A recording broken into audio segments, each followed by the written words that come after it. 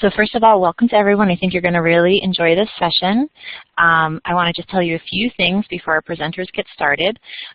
One is that if you are active on Twitter or if you're just learning about Twitter, we do have a Twitter account at Global EdCon as well as a hashtag that we use for Global Ed 13. So go ahead and any great quotes from the presentation or just tweeting that you're here and you're learning and you're enjoying things is great publicity for this wonderful event. So we hope that you'll do that. Also, at the end of the session, an evaluation survey will come up. If you please take a few minutes to fill that out and give us some feedback about how things are going. And finally, if you're here from a nonprofit or a school and you'd like to become an outreach partner, please go ahead and use that link that's listed in the whiteboard to let us know that you want to participate.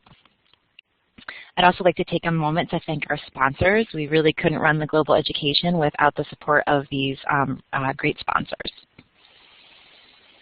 And then my favorite part always is letting us know where everybody is. So if you haven't done this yet during the conference, on the whiteboard, which just give me a second to give you privileges for everybody, you will be able to grab a star and, sorry, give me a second while I do this, and show us where you are. So, let's see, you should start seeing a toolbar, some choices of toolbars, including the ability to grab a star and place it to show us where you are. I'm seeing some of us having a little bit of delay on the whiteboard, but hopefully you'll be able to do it. So I'm going to go ahead and show where I am in Alexandria, Virginia. And then it's always fun that in the chat room to let us know where you are, and I like to know what the weather is or what time it is where you are. Oh, that's neat, Michelle. You're in Italy right now, but your sister lives where this presentation is, so that's really exciting, fun. I'll give us all a few more minutes. If you're having trouble with anything, just go ahead and put a question in the chat and we can help you out.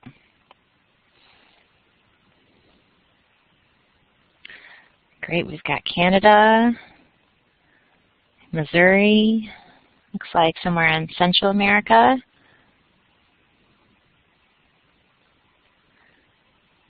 Okay, and then I'm actually very close to Riverdale, Maryland. I'm in Alexandria, Virginia. All right, I want to make sure we have enough time for our presentation, so I'm going to go ahead and advance the slides and introduce our school today, Parkdale High School, who's going to talk about a semester of service. Thank you so much. We really appreciate this opportunity to present. Basically, we want to welcome you to our presentation. We received a grant through State Farm's Good Neighbor Grant Program, and we're really excited about our theme for the year, which is to tackle homelessness, hunger, and poverty. We're just going to introduce ourselves. My name is Shane Swift. I am the International Baccalaureate Coordinator at Parkdale High School, and I'm going to let my students introduce themselves as well. So we'll start with the back left. Hi, my name is George Lee. I'm a IB senior. And back right. Hello, my name is Benjamin Arrieta. I'm also an IB senior. And front right. Hello, my name is Maya Ferguson. I'm also an IB senior. Okay, so we're going to talk a little bit about the diploma program first in terms of why we chose homelessness, hunger, and poverty. So if you're familiar with the IB program, at the core of the diploma program is CAS, and CAS stands for Creativity, Action, and Service. CAS is IB's experiential learning component, which is really interesting. There's a lot of challenge with the exams and the tests, but I find the CAS portion of the IB program really interesting as well. Students grow and learn about themselves in a variety of ways through these 8 outcomes. And we chose we chose homelessness, hunger, and poverty because we thought that it would be a great tie-in to all of the 8 outcomes as we talked about what we're going to plan to do to work thematically this year, not only through our curriculum, but also through a big CAS project that involves 22 out of the 25 diploma candidates that we have here at Parkdale in the 12th grade. So in terms of how we started with this idea, I happened to have a community speaker come in last year from the National Coalition for Homeless, and we were very compelled by their stories and decided that we would revisit doing something with them and becoming sort of a partner with them. And I was on their website and found a grant through what we call the YSA program, Youth Service America. So during the summer, I had my students with me for a summer camp, and I set aside some time to speak with my seniors about a possible collaborative CAST project that would try to encompass most of the senior class. So we actually met 2 days in June after school was out and decided to go from there. So that process during the summer included writing the grant to make sure that it was aligned with Common Core standards along with the CAST outcomes. And my students actually formed subcommittees, and those subcommittees work organically, but we had people responsible for communications and people responsible for our assembly and others who were responsible for letter writing. So everyone kind of took an integral part, but like I said, the process has been organic, so students just kind of support each other where they can. So if someone is too busy with one activity, then another person kind of picks it up. Our meetings in July and August were basically through constant email chat, and what we did in August when we arrived back to school was to talk about what this would look like in terms of trying to reach our whole school community once we realized that we got the grant. Even if we didn't get the grant, we were still going to continue to do this work because the students were committed to it. And our after-school meetings have been twice a month to meet in various committees to kind of decide how we're going to move forward with each activity. Some things are scrapped, and then some things continue to fruition. Students bring a whole bunch of ideas that they have to try to figure out how they can incorporate it. And for my piece, what I'm doing more is just facilitation with the students, but through the curriculum, I meet with the teachers once a month. So our planning for the curriculum was during the months of August, September, and October, and then from November through March or April, roughly, teachers are figuring out ways that they can make the theme work at certain parts of their curriculum. So just some quick examples. In the literature class, the IB seniors were already reading Kaffir Boy, and what they did was write original first-person points of view just about experiencing apartheid in South Africa. In the biology class, we had the students actually did some research about what happens when you don't have access to clean water. What does that do to the body biologically? We also took a look in the class that I teach, which is Theory of Knowledge. We were in the arts chapter when we came back to school, and we started looking at the role that colors plays in terms of value and symbolism. We also looked at the role that images play in terms of making compelling arguments, and I am going to let George do more talking about that. But in terms of sustainability, one of the requirements of the grant, and then just one of the requirements that we had for ourselves, was that once these students graduate, we still need to be able to continue with this program. So it was really important that we figure out ways that we can get our students who are in the younger grades to start participating, and I'll let my students talk more about that. We also decided that we were going to take the approach that our focus will be on transdisciplinary skills and not content necessarily. The students will tell you more about that as they take over the presentation. But Partnership for 21st Century Skills has put out the model of the 4 C's, and we thought it was really interesting that we take this approach.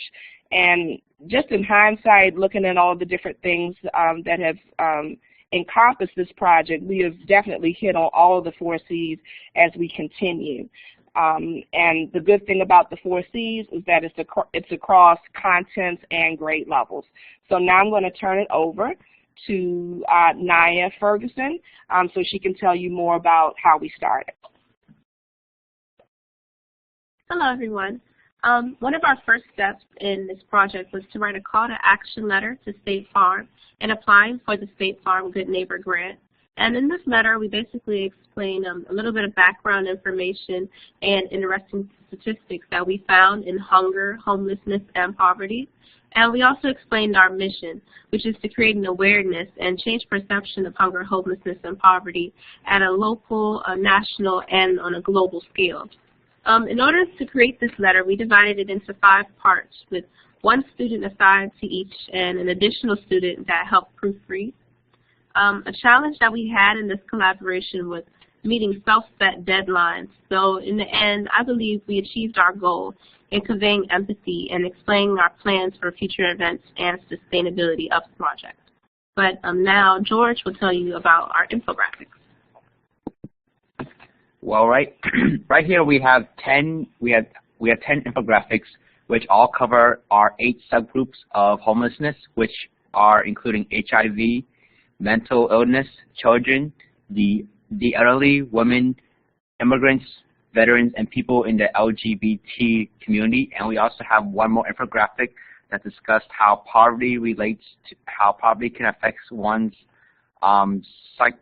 psychological state and their IQ, basically on how Maslow's theory that they're on the bottom and they are more focused towards survival, and they're not focusing on other things besides surviving because they're having problems getting to foods and basic survival.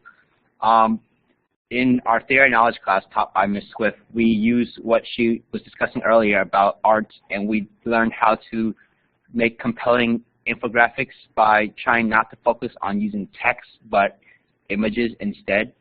And one of the challenges was, that was probably one of the biggest challenges that all the groups who made these infographics had, which was trying to compel and convey a message with the uses of images instead of trying to focus on words only. And we also had the IB art students at Parkdale to critique our work after we made our first rough draft, and they helped us improve on what they learned in their IB art classes. And I will be now talking to you about our social media integration.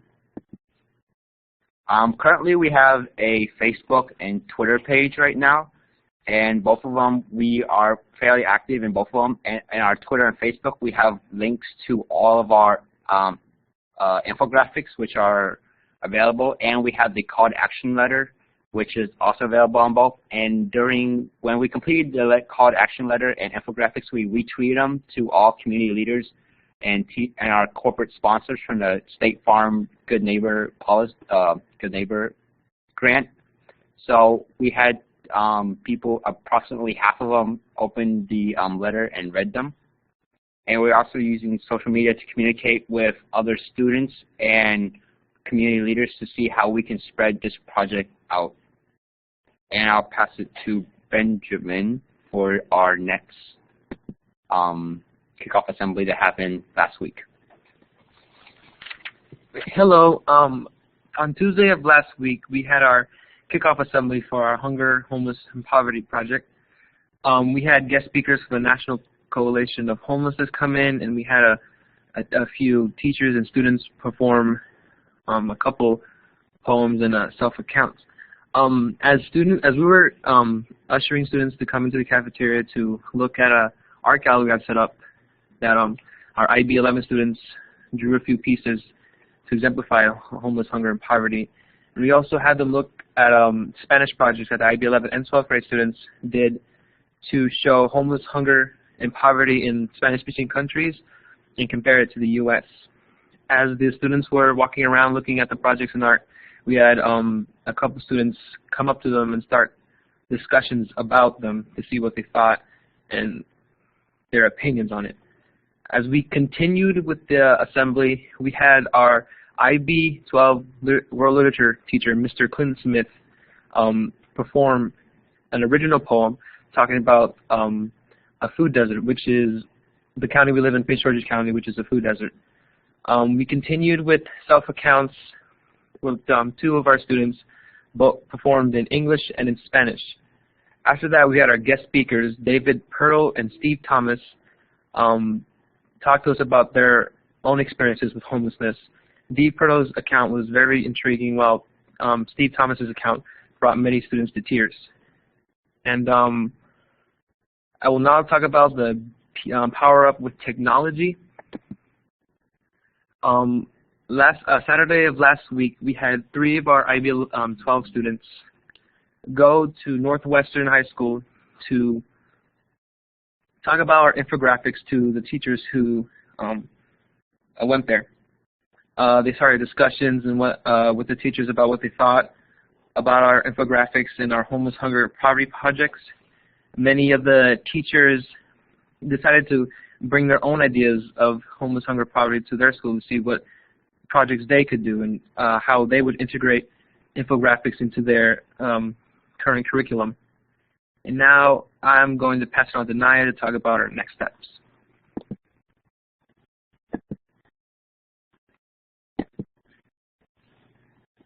This Saturday, November 23rd, we'll be having our first Family Volunteer Day. And on this day, we'll be asking family members, students, and community members to come help us create holiday decorations that we'll be donating to the foundation so others may eat. They will use these decorations to decorate their dining hall for the holiday season. On this day, we will also be asking participants to bring loose change for victims of the typhoon in the Philippines.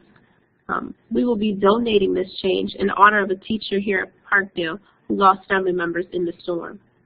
We will also be meeting with the National Coalition for Homelessness because we want to make sure that we are being thoughtful in our project and we're making an impact in raising awareness and changing perceptions of hunger and homelessness and poverty. And actually, if I can just chime in for a second, one of the things that we're doing, and I'm letting the cat out of the bag early, so to speak. Our goal is to conduct a student challenge where we'll kind of assume the identity of being homelessness for maybe 6 hours to really get an experience. And this is something that the National Coalition for Homeless actually offers to college students, but because we've partnered with them for the last 2 years, they're actually willing to amend this and have us go for 6 hours to do this. And I think that, you know, we hear the compelling stories from our speakers, but to actually immerse ourselves in what it's like to actually be homeless will definitely give our students a totally different understanding of it. And hopefully the goal is to make them more empathetic about people that are in these situations. So one of the speakers said it's not really a paycheck. It's not being one paycheck away from being homeless, but being one bad decision away from being homeless. And as he recounted his battles with just losing job after job and being on drugs and making one bad decision after another, that everything just kind of spiraled out of control for him. And we have students here that are dealing with homelessness, what I call invisible homelessness. While they may not be sleeping on the street, they are moving from house to house and don't really have a stable place to call home the way other students do. So I'm going to let Naya take back over. Okay, well, Ben will now be telling us about further steps we'll be taking in our project. So on Martin Luther King Jr. Day, me and George will be getting on our the Twitter account for our Hunger, Homelessness, Poverty Project and starting a discussion referring to MLK's speech. We will ask questions and just general topics for our followers and others to start discussing, answering them, and asking them to put in a unique hashtag so we can keep track of what they're saying. Also, one day we're planning to show a film either after school or during a testing day. that deals with homeless, hunger, or poverty. And then after, we will have a discussion to see what people thought of it. And now I'm going to pass it back to George. One of our next steps is a collaboration with one of our feeder schools, which is Charles Carroll Middle School, where in April we'll be heading down and do an assembly to discuss with them about our current work right now and see if they are willing to be interested in joining us when they transfer to Parkdale for their freshman year. And we're also collaborating with the IB 9th graders, 10th graders, and 11th graders to see their interest in our project and wondering how they would like to come and join us, because we will be graduating in the class of 2014, which is within a few months from now, and we would like to pass on this project to the class of 2015 and beyond. And another thing we're currently working on right now is an ebook, which is a scrapbook, and it's our reflection tool, where we are placing all the work we have done right now, including the call to action, photos, and everything else that we've done so far, to help really show what our reflection of what happened during our experience during this project and share it with everyone else.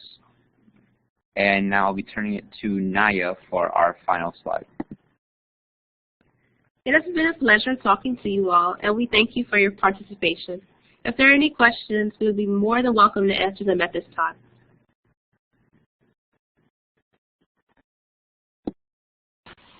That was such a wonderful presentation. I'm so inspired. I wanted to ask you guys, would you like me to turn mic privileges on for everyone, or do you want them to put their questions in the chat? No, you can definitely turn on privileges so people can ask questions, especially to the students. Okay, great. So those of you that are new to the conference or new to Blackboard Collaborate, to use the microphone, what would probably be great is if you can first raise your hand. So on the left-hand side underneath your name, you should see 4 little icons, including one that's of a hand. If you click that, then we know you have a question, and then we can enable your mic. Once we've enabled your mic, what you'll see is underneath what's probably showing my picture right now, there's a button that will say talk, and you click on it to talk, and then when you're done with what you want to say, you click it again. So it kind of works like an old CB radio. So go ahead. You can also, obviously, if you don't want to use the mic or if your mic isn't working, put a question in the chat room. Oh, good. I see we have a question. Wonderful. Hold on. Let me put Michelle's mic on.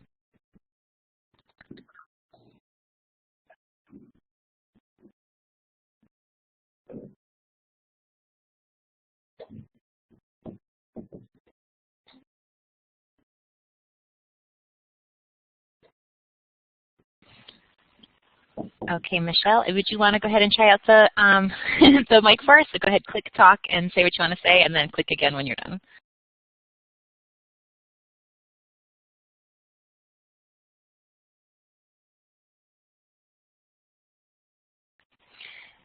I also had a question too. I was just wondering how big your school is.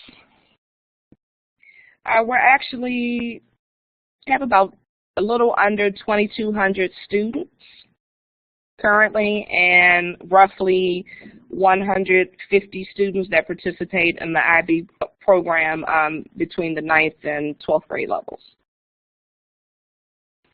So at your school, it's sort of a choice if they opt into the IB program? Yes. And of course, we offer other things like AP, and we also have 2 academies as well. So there's a whole bunch of schools within schools here, and IB is just one of those programs. That's a really cool model. I'm also wondering if you guys want to put your Twitter handle and your Facebook page in the chat. Where I am at work, I am blocked from those, so I'm not sure they'll work if I try to put them in. And I'm also wondering for the Martin Luther King Day if you have your hashtag worked out, because I bet a lot of people would like to join up on that when Martin Luther King Day happens here. Okay, we can definitely put our our Twitter and Facebook information in. I have one of the students coming over to take care of that. And we haven't decided on a hashtag for MLK Day, but maybe we can just create one really quickly. It will probably be IBPHS MLK in all caps. what we normally use. IBPHS is our main hashtag, so if we just add the MLK to the end of it, then that can serve as our hashtag for that day. So I'll put it in the chat window. And I'll go ahead and say to anybody that's in the room now that is an active Twitter user, it's always nice in these sessions for everybody to share what their Twitter handle is, because a lot of times people like to follow each other that they've met in these sessions. So go ahead and don't be shy if you want to add your Twitter handle to the chat room.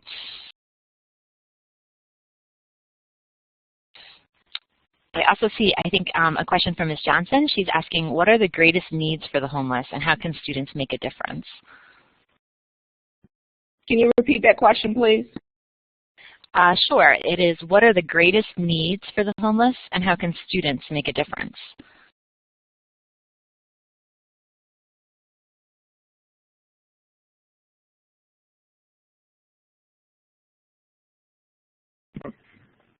Basically, when we were listening to Steve and David's account, they basically told us their account of being homeless, and it was very compelling. And we basically wanted to create empathy towards homeless people. As David told us one day when he was sleeping on a park bench, he was urinated on, and another day someone threw a Slurpee or a Big Gulp from him from 7-Eleven. So basically, we don't want our students at Parkdale or students or anyone in general to be doing this to homeless people. So basically, what we as students trying to do is connect to students, because we have common ground as students. So we believe it will be easy for us to connect with them.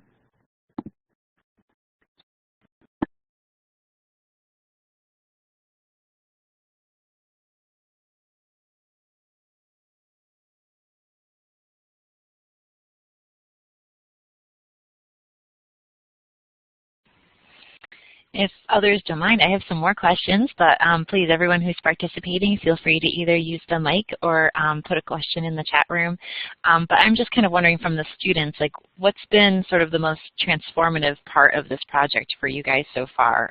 If you could each speak to that a little bit, I think that'd be really interesting for everyone to hear.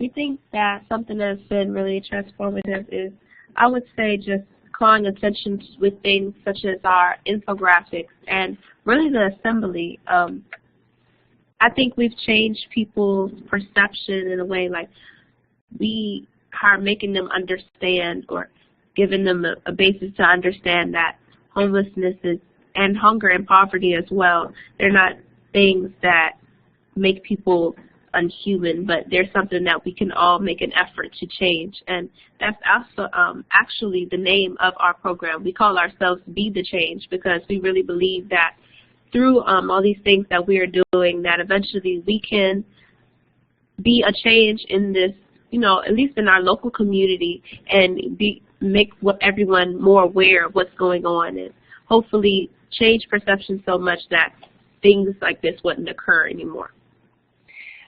Another thing that I wanted to mention is there's from what I understand, one of our speakers told us that there is a bill that's coming up on our Maryland State Assembly floor that basically would put into law that if you are abusing a homeless person, that it's a hate crime. So we would really like to either write letters or continue our work in that area in terms of advocacy. George mentioned the thing with the cup. One other thing that was mentioned was a woman who was walking, and she was homeless as well, and a pie was thrown at her. On top of the pie was whipped cream, and on the bottom of the pie was both human and animal feces. And that just really cut at our core. It really bothered us to hear those stories. I know it bothers me now.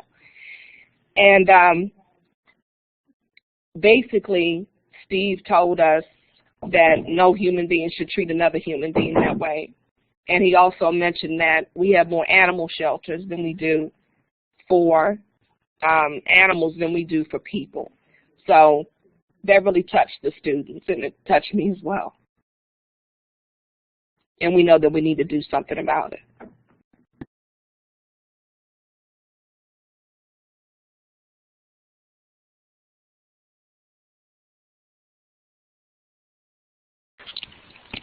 I'm going to jump in with another question if you guys don't mind, which is that, oh, there's the bell at my school. I would love to know from the students if, for the teachers that are in the audience or the other people that work with young people, if we wanted to do a similar project at our school, what advice do you have for us? What do you think we should start with, and what do you think would make the biggest difference?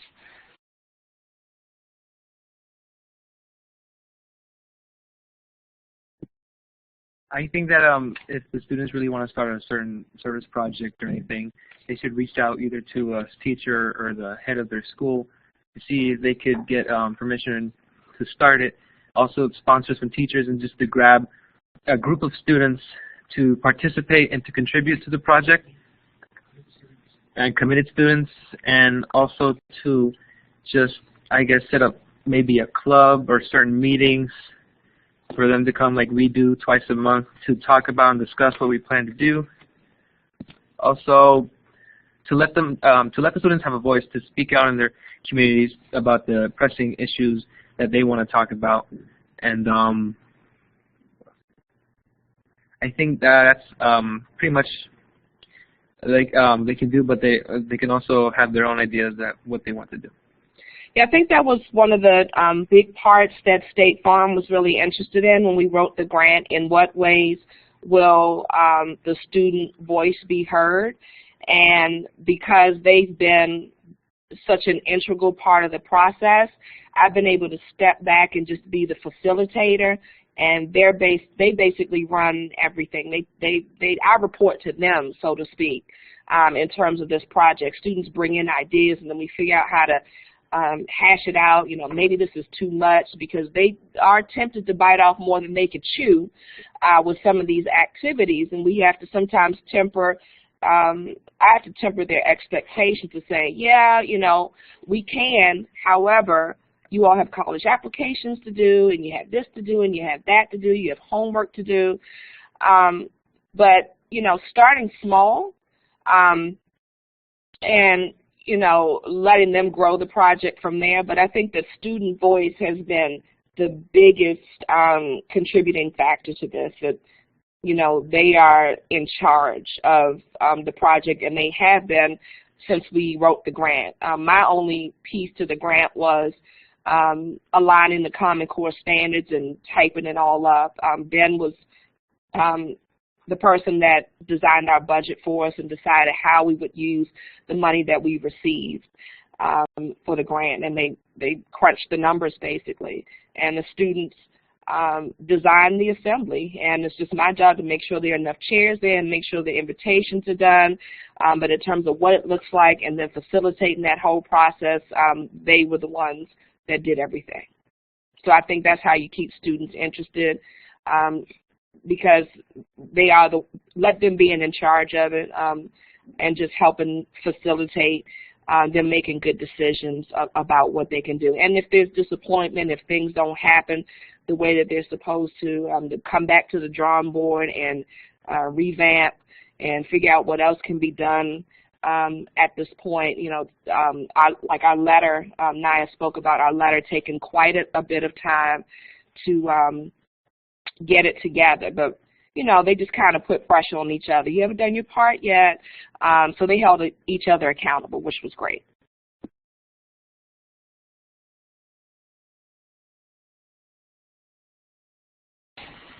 Thank you so much. I mean, really, it's the work you guys are doing is super inspiring, and I love hearing students being in charge and student voices.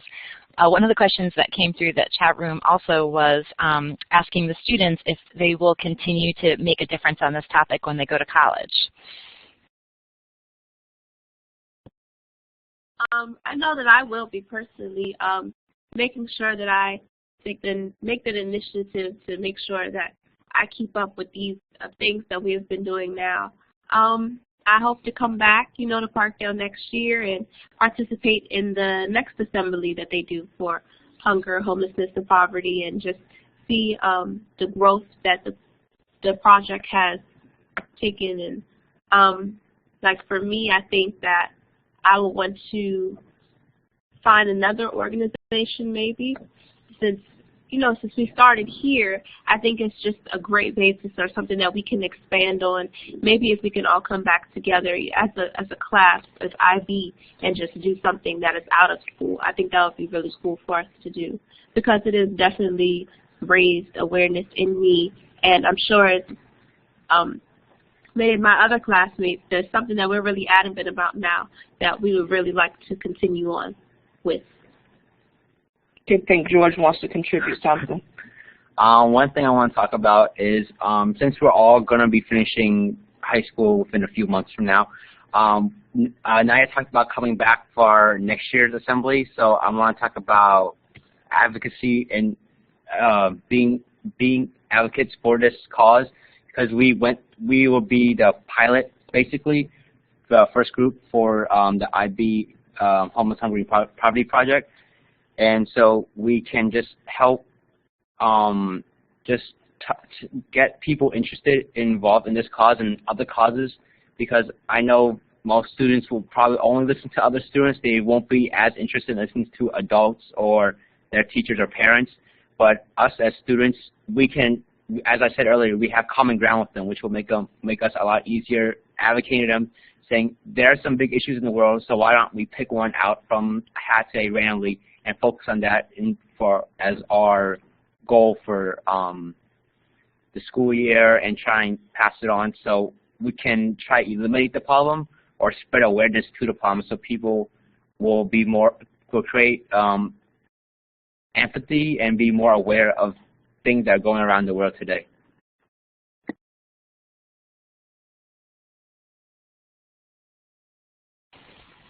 Those are fantastic comments. Thank you so much for sharing. And I don't know if you guys want to say any final words to wrap up. It looks like most people have had a chance to ask the questions that they have. So we can just give it another couple minutes, or if you want to jump back on and say something quietly, something finally. I'm going to post something too, a suggestion for your Twitter chat on Martin Luther King Day, organization called Global Classroom Project, who I'm involved with, and a lot of people that are presenting are involved with as well, and I think they'd be really good at promoting your Twitter chat probably around the world and finding other classrooms that would like to participate. So I'm going to drop that in the chat in a sec. Thank you so much. We are always looking for new avenues to, continue to talk with people. One final thing that I did want to mention in terms of communication with other people, we are working with one organization that paired us with a classroom in Mexico, and the teacher is an economics teacher. So in January, when she picks up her new class, her focus will be on economics in terms of homelessness, hunger, and poverty.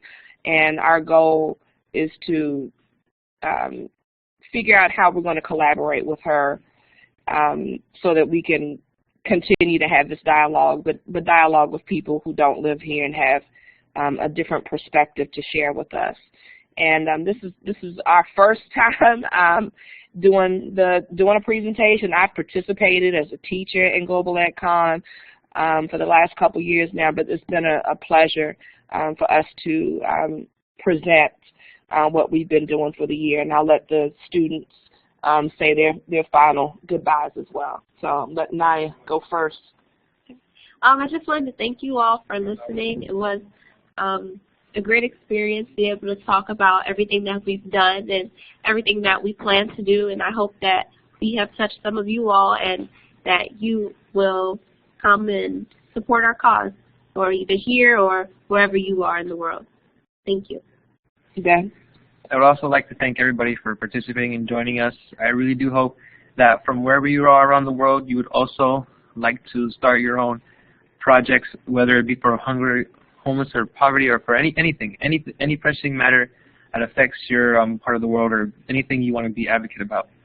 So yeah, I really do hope you do that and also help us in our cause. And George? I'd like to thank everyone for taking all my words, but I'm just going to say thank you for taking time out of your day to spend it with us. And continuing what Ben said, since even though you guys are all around the world, we're all connected with one thing, which is with the internet. So I'm hoping that if you guys have any questions, comments, concerns, please just reach us out on Twitter or Facebook, and one of us will be gladly apply to your questions or comments. And if you guys ever need help starting another organization, another project, we will also be glad to help out with that over the internet. So thank you very much for enjoying it. I hope you enjoy our presentation. Thank you for coming, and have a nice day. Thank you. Thank you again to everybody who came and to the fabulous presenters. I'm really kind of blown away by the work that you're doing, and I'm really impressed. And since we're so close over here in Alexandria, I do hope that we can continue to contact you and maybe get involved in some of your projects as well. I wanted to tell any participants that are still here also, if you'd like to save the chat or the whiteboard, you can do that if you go up to File in the upper left-hand corner and choose Save, and then you can choose either to save the chat or to save the whiteboard. So that we can have the links and the Twitter handles and that sort of thing if you like. Also, the recording will be posted usually by tomorrow, and so feel free to post that on Twitter or share that and keep spreading the news about the amazing work these guys are doing. I'm going to go ahead and stop the recording, and thank you so much, and I hope you enjoy the rest of Global EdCom.